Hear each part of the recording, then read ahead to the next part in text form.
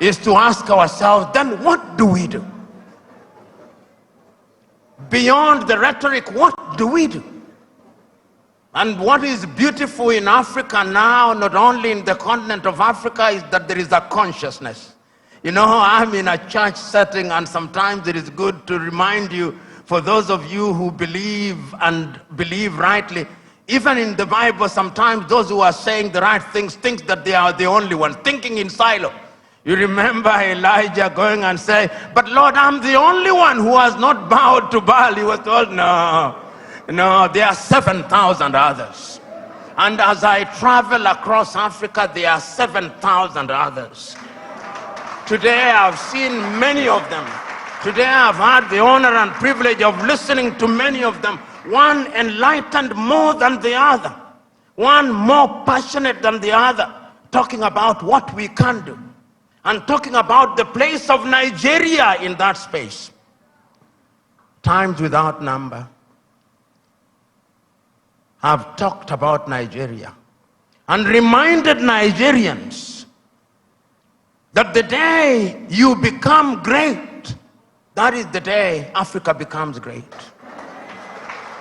When I hear Nigeria economists and politicians telling me that the GDP of Nigeria is 500 billion United States dollars, and that therefore it is the biggest economy in the world, I am reminded of the words of Yoweri Kaguta Museveni, my friend, when he says, in a debate between dwarfs, what is the value of one dwarf saying I'm taller than the other dwarfs?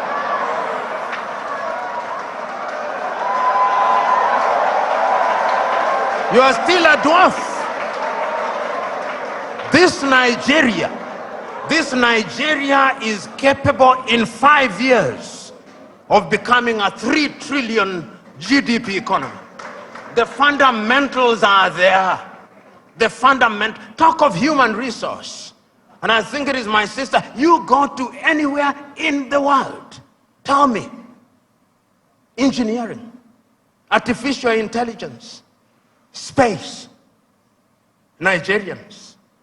The saying goes, if you go to any part of the world and you do not find a Nigerian, run away from there. Because there is nothing to be done there. It is these Nigerians who will move the country. I keep on reminding my Nigerian friends, you say you are 220 million. No, you are not. I suspect you are 300 million. And if my suspicion is correct, you owe this region and this continent the talent. You know, when people talk about instability in Nigeria, I ask them, can you handle refugees from Nigeria? Can you?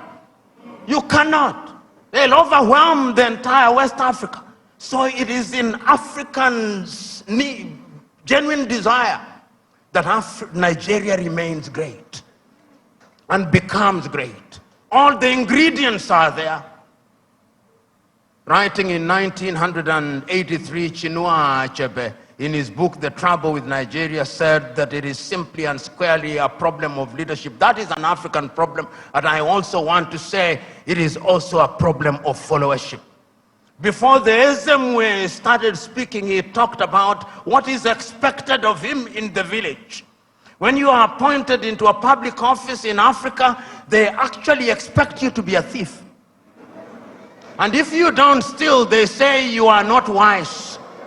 So in the minds of many people in Africa, Abuja and Lagos are hunting grounds where they send their sons and daughters to take antelopes, which they share in the village. That thinking must change, because service for humanity is what we must look at. And I have no doubt in my mind that Africa can do it.